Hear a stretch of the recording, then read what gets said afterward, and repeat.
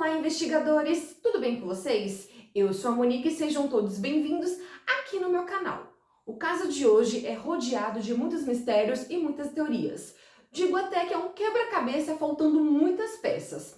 Mas hoje vou falar como tudo aconteceu e vamos traçar algumas teorias. Quem mandou este caso foi uma inscrita aqui do canal, a Kaline. Muito obrigada pela sugestão. E para quem não sabe, a Kaline também tem um canal aqui no YouTube. Vou deixar na descrição o link do canal dela para vocês irem no canal dela e maratonar os vídeos.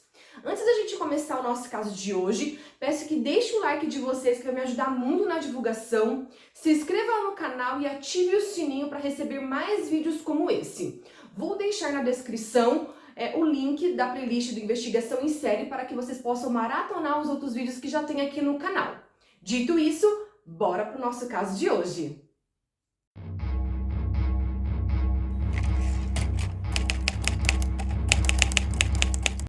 Andrea Regina Bovo Pesseguini era cabo da 1ª Companhia do 18º Batalhão da Polícia Militar. Ela era casada com o sargento da rota Luiz Marcelo Pesseguini e os dois tinham um filho chamado Marcelo Eduardo Bovo Pesseguini, conhecido como Marcelinho, de apenas 13 anos de idade. Benedita Oliveira Bovo, de 65 anos de idade, era mãe de Andrea e ela tinha uma irmã chamada Bernadette Oliveira da Silva, de 55 anos. Eles moravam na Brasilândia, zona norte de São Paulo. A família tinha um bom convívio entre eles, viviam juntos. Era uma família normal, como qualquer outra. Só que aconteceu uma coisa muito estranha. No dia 5 de agosto de 2013, a polícia foi chamada para investigar um assassinato que aconteceu às 6 da tarde. Segundo a denúncia, 5 pessoas da mesma família foram mortas dentro da própria casa em São Paulo. Era a família Pesseguini. Logo que chegaram na casa da família, por perto das 7 da noite, os policiais viram que havia algo estranho. A cena do crime não estava preservada para os oficiais. Luiz Marcelo Pesseguini foi morto com um tiro atrás da orelha esquerda, só que a arma não foi encostada em sua cabeça. Andrea Pesseguini levou um tiro na nuca que veio de cima para baixo. Ela estava ajoelhada de frente para a cama. A avó de Marcelinho, Benedita de Oliveira, levou um tiro a queima-roupa na boca. Já a Bernadette Oliveira morreu com 2 tiros. O primeiro acertou a boca, um pouco acima do maxilar. O disparo foi feito a uma distância de 50 a 75 centímetros e o segundo acertou a região entre a boca e o nariz. Já o Marcelinho levou um tiro na cabeça. Segundo o coronel Benedito Meira, o menino era canhoto e o disparo foi feito do lado esquerdo da cabeça dele. E a arma foi encontrada debaixo do corpo de Marcelo. Os policiais viram que nada foi roubado e isso deixou o cenário em volta cheio de mistérios. 3 vizinhos da família Pesseguini disseram que ouviram sons que lembravam estopins de tiro na madrugada de segunda-feira, dia 5. A diarista Lesita Augusto, de 54 anos, acordou assustada com os barulhos. A sua filha, o genro e a neta, que dormiam no colchão do lado de sua cama, também despertaram. Na casa ao lado, Rosemary Pereira da Silva, de 50 anos, acordou. Ela disse que foi até a janela ver algum movimento estranho na rua, só que ela não viu nada, então ela voltou a dormir. Já outros vizinhos disseram que não viram nada, só que a polícia disse que os tiros poderiam ser ouvidos a 50 metros. A perícia apontou que Marcelo Pesseguini atirou na própria cabeça. A bala entrou do lado esquerdo e saiu do lado direito, um pouco acima da orelha. Então a arma foi encostada na cabeça dele e ele morreu na hora. Ele não havia tomado nenhum remédio ou drogas. Após as investigações da polícia, foi descoberto que depois que os pais de Marcelo morreram, o Marcelo ele pegou o carro dos pais e pela manhã foi até a escola. Foi deixado o carro na rua e Marcelo caminhou sozinho até a escola, onde assistiu a aula normalmente. As câmeras de segurança da rua da escola gravaram Marcelinho chegando e saindo de carro. Segundo colegas da classe de Marcelo, ele disse que matou a sua família, só que ninguém acreditou nele. No horário de voltar para casa, Marcelinho pegou carona com o pai de um amigo e, chegando em casa, se suicidou. Na mochila foi encontrada uma arma de fogo e uma faca. Mas aí eu pergunto, Será que Marcelinho matou sua família e se suicidou? De acordo com o laudo psiquiátrico emitido sobre o perfil de Marcelo, foi apontado que sofria de uma condição chamada encefalopatia hipóxia, que é basicamente a falta de oxigenação no cérebro. No caso, é uma síndrome neurológica que poderia ter levado ao desenvolvimento de um delírio encapsulado, que seria uma perda da noção da realidade, o que pode ter sido influenciado pelo personagem de um jogo de videogame no qual fez acreditar que era o personagem do game Assassin's Creed, um assassino profissional. Na época do caso, muitos jornais apontaram o gosto de Marcelo por esse videogame que foi citado pelo psiquiatra no laudo médico. Foi tão grande a repercussão que a empresa desenvolvedora do jogo fez uma nota dizendo que o jogo não tinha nada a ver com assassinato e que ele não incitava a violência. Fábio Luiz Pesseguini, irmão do pai de Marcelo, afirmou que o sobrinho era canhoto e disse que ele era tranquilo, uma criança normal, não dava trabalho para os pais e mal saía de casa. Em outubro, a Polícia Civil, o Ministério Público e o Tribunal de Justiça de São Paulo concluíram que Marcelo foi o responsável pelo crime. Só que a Polícia Militar continuou com as investigações. De repente, os assassinatos tomaram conta da mídia internacional. Veículos como os britânicos Daily Mail, Daily Mirror e o espanhol Telecinco criticavam o fato de que, na época da chacina, a mãe de Marcelo estava movendo uma denúncia contra a corrupção. Aconteceu que, segundo o deputado estadual Major Olímpio, a cabo Andréa foi convidada por colegas de trabalho para participar de furtos a caixas eletrônicos e após recusar essa oferta, ela passou a denunciar esse esquema de corrupção dentro da PM. Foi assim que o caso de crime familiar logo se tornou uma possível queima de arquivos. Mesmo que não houvessem registros de que André estava sendo ameaçada, as pessoas começaram a duvidar da polícia. Diversas provas sugeriam que o Marcelo não teria cometido esse crime. Análises foram feitas e a mão dele não tinha pólvora e os braços estavam com marcas de que ele tinha lutado em legítima defesa. A polícia ouviu 41 pessoas para esclarecer o caso. De acordo com depoimentos dados à Polícia Civil de São Paulo por 5 colegas de escola de Marcelo, ele se queixava que se sentia sozinho.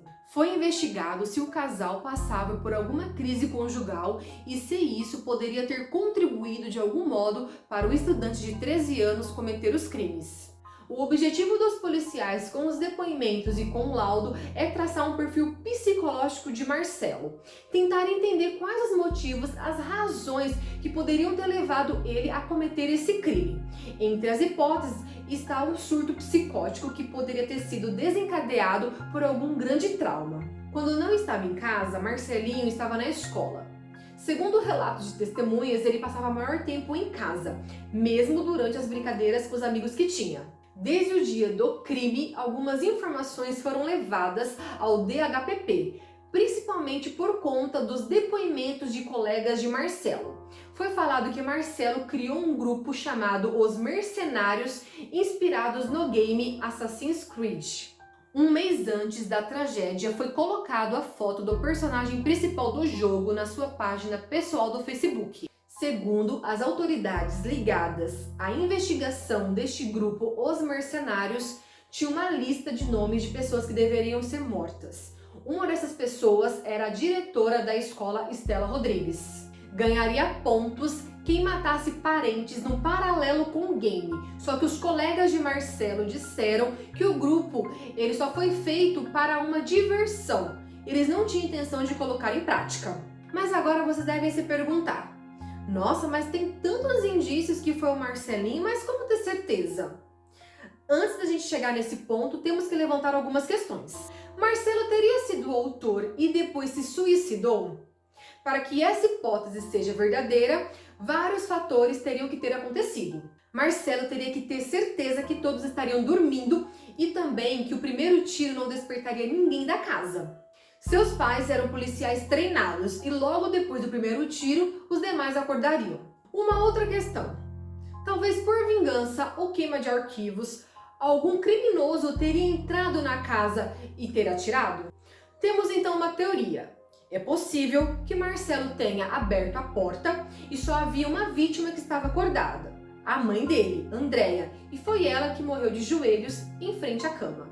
Ela pode ter sido atingida primeiro por estar acordada, e tiros certeiros mostram que o atirador ele era experiente, coisa que Marcelo não era. Então, para confundir as investigações, mandam Marcelo até a escola com a promessa de garantir a sobrevivência dele. Mas na volta para casa atiraram nele, e isso explica o motivo de ele não ter pólvora nas mãos.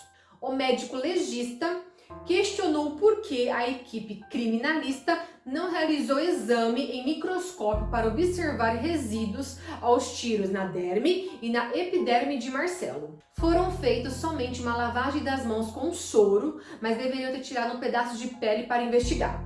Uma coisa que chama bastante atenção na cena do crime é o corpo de Marcelo. Em uma das imagens tiradas, ele está com roupa, já em outra aparece sem roupa, e o corpo, a posição está trocada.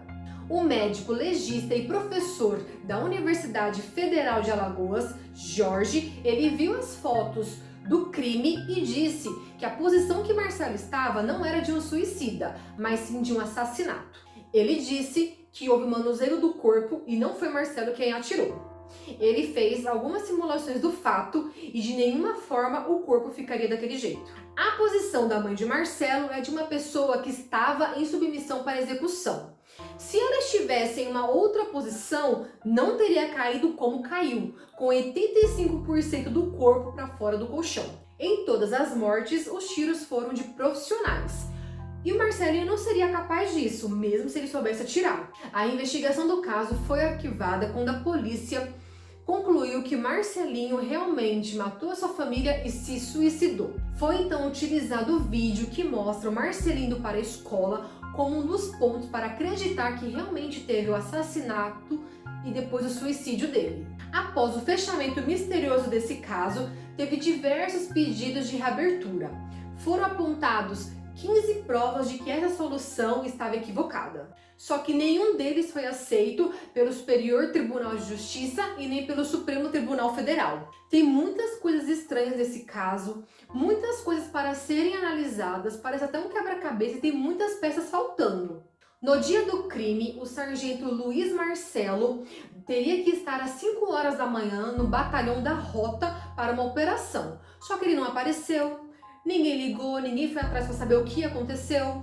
Testemunhas afirmaram que viram uma moto com 2 indivíduos que estavam pulando o muro da casa da família, só que essa situação foi ignorada. As manchas de sangue encontradas na parede são incompatíveis com os tiros dados por alguém da altura de Marcelinho. Em julho de 2014, um programa de reportagem da emissora Band apresentou algumas informações que foram ditas que algumas horas de gravação não passaram por perícia e por esse motivo o caso poderia ser reaberto. Eles alegaram que em uma das imagens dava para ver um carro prata que os policiais alegaram que era dirigido por Marcelinho. O condutor ele está com as mãos em cima do volante, só que no banco de trás dá para ver um vulto. Um carro com os faróis apagados estaciona. Como se estivesse sinalizando alguma coisa, ele pisca 4 vezes a lanterna traseira. Os avós paternos de Marcelinho, em 2018, contrataram uma perícia norte-americana e eles disseram que realmente que o vídeo de Marcelinho saindo do carro foi manipulado e tinha trechos faltando. Tiveram alguns pontos que foram levantados para a reabertura do caso. O primeiro ponto foi a principal testemunha. Ela disse que Marcelo Pesseguini sabia dirigir e sabia atirar. Essa mesma testemunha afirma que a família fez um churrasco em sua casa, só que com ingressos de cinema puderam comprovar que não, eles não fizeram um churrasco e que eles passaram a tarde no shopping center. Segundo a advogada, essa mesma testemunha dá depoimentos contraditórios. Uma hora ela fala que viu a mochila do Marcelinho, outra hora ela disse que não viu a mochila dele. Ela também afirma e depois nega que a porta da casa da família Pesseguini estava aberta. Os pais do sargento da Rota, Luiz Marcelo, que no caso é a Maria José e o Luiz Carlos, eles não foram chamados para depor. Eles afirmam, eles dizem ter certeza que Marcelinho ele é inocente e ele não sabia nem dirigir e nem atirar. A principal testemunha diz ter encontrado os corpos das vítimas às 6 da tarde. Só que o Instituto Criminalista indicou que as ligações, o histórico de ligação do celular de Luiz Marcelo foram apagadas. E o aparelho ele só voltou a registrar os telefonemas e as mensagens por volta das 6h20 da tarde. Tudo isso indica que alguém apagou a agenda. Segundo a advogada da família, ela disse que várias pessoas ligaram no telefone de Luiz Marcelo, só que ninguém investigou isso. A advogada também disse que o psiquiatra não viu os familiares de Marcelo, ele não teve acesso ao prontuário médico dele e que ele só utilizou apenas as peças do inquérito fornecidos pelo delegado. A advogada também falou que não foi levada em consideração as declarações da médica de Marcelo, que o acompanhou desde quando ele era criança. Ela falou também que ele não tinha nenhum problema mental e nem desvio de comportamento. As imagens registradas por câmeras de segurança foram anexadas no processo, só que elas não passaram por perícias. Uma página no Facebook em homenagem ao pai de Marcelo foi feita antes do horário em que os corpos foram encontrados. Essa página foi atribuída a um garoto de 15 anos que diz ter feito essa página com outro nome. A polícia simplesmente acatou essa justificativa e a advogada ela quer saber por que a investigação não tentou comprovar este fato. A defesa afirma que a polícia não pediu rastreamento dos celulares, dos telefonemas de Marcelo e nem das testemunhas no dia do churrasco, que foi 4 de agosto. A advogada ela também questiona o afastamento por problemas de saúde do comandante do 18º Batalhão da PM, Wagner Dimas. Logo após ele dar declarações à imprensa de que a cabo Andréia teria denunciado policiais envolvidos no roubo de caixas eletrônicos. Foi questionado as declarações do DHPP, dizendo que o local do crime foi preservado. Só que, segundo alguns laudos, a casa da família Pesseguini foi invadida por várias pessoas, inclusive policiais. Marcelinho apresentava lesões na mão, só que não foram analisadas. Além disso, tinha manchas de sangue na face interna da mão de Marcelinho. Só que não tem como ter essa possibilidade se ele está empunhando uma arma. Em um laudo complementar, foi apontado que o dedo de Marcelinho não estava no gatilho da arma. Os corpos das vítimas foram levados na tarde do dia 6 de agosto de 2013 no cemitério Getsemane. E por volta das 3 da tarde, os corpos foram levados para a cidade de Rio Claro, onde aconteceu o enterro. É isso aí, investigadores, esse foi mais um caso de hoje. Eu espero que vocês tenham gostado. Deixem aí nos comentários quem vocês acham que cometeu esse crime. Se foi realmente o Marcelinho, se foi outra pessoa. Mas não se esqueça de deixar o like, vai me ajudar muito na divulgação. Se inscreva no canal e ative o sininho. Até o próximo vídeo, investigadores!